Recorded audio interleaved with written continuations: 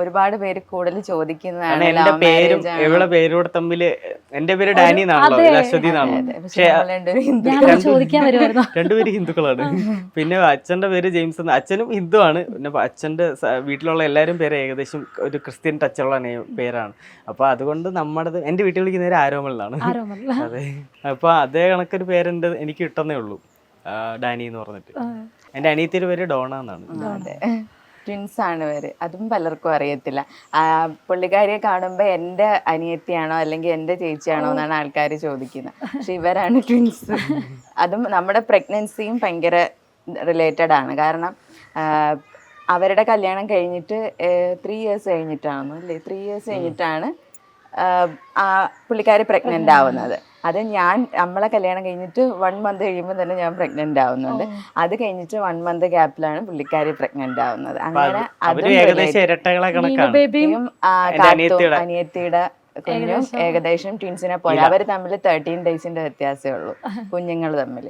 അപ്പൊ അതും ട്വിൻസ് പോലെ തന്നെയാണ് അവർ വളർന്നു വരുന്നത്. ഭയങ്കര സന്തോഷം.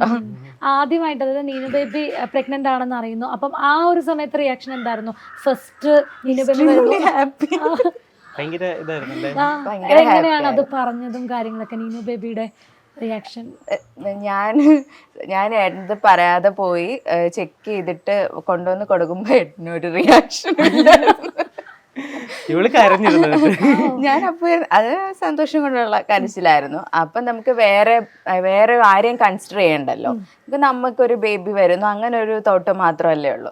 അപ്പൊ ഏട്ടൻ എക്സ്പെക്ട് ചെയ്ത്, നമ്മളത് എക്സ്പെക്റ്റഡ് തന്നെ ആയിരുന്നു, അൺഎക്സ്പെക്റ്റഡ് ഒന്നും അല്ലായിരുന്നു. സോ ഭയങ്കര ഹാപ്പി ആയിരുന്നു.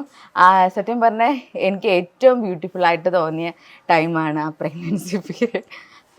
അപ്പോഴാണെങ്കിൽ സ്ഥിരം എപ്പോഴും ഫുഡ് കൊടുക്കലായിരുന്നു, ഫുഡ് ഉണ്ടാക്കലായിരുന്നു. എനിക്കോ നീ ഈ സമയത്ത് അത്ര ഇല്ലല്ലേ? ഇപ്പൊ അത്ര ഇല്ല.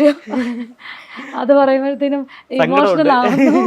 അന്ന് ആ സമയത്ത് എപ്പോഴും കൂട്ടുകാരൊക്കെ അടുത്തുണ്ടായിരുന്നു, നല്ല രസമായിരുന്നു.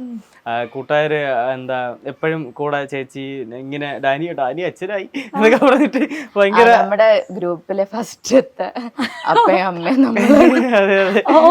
ഹോസ്പിറ്റലില് ചെന്ന് ഡെലിവറി കഴിഞ്ഞപ്പോഴത്തേക്കും അവന്മാരിങ്ങനെ ഇനി അങ്ങോട്ട് നമ്മുടെ ഫ്രണ്ട്സ് ഗ്യാങ് എന്ന് പറഞ്ഞാൽ ഭയങ്കര അറ്റാച്ച്ഡ് ആണ്, ഫാമിലി പോലെയാണ്. എന്റെ ഡെലിവറി ടൈമിൽ അവന്മാര് ഹോസ്പിറ്റലിൽ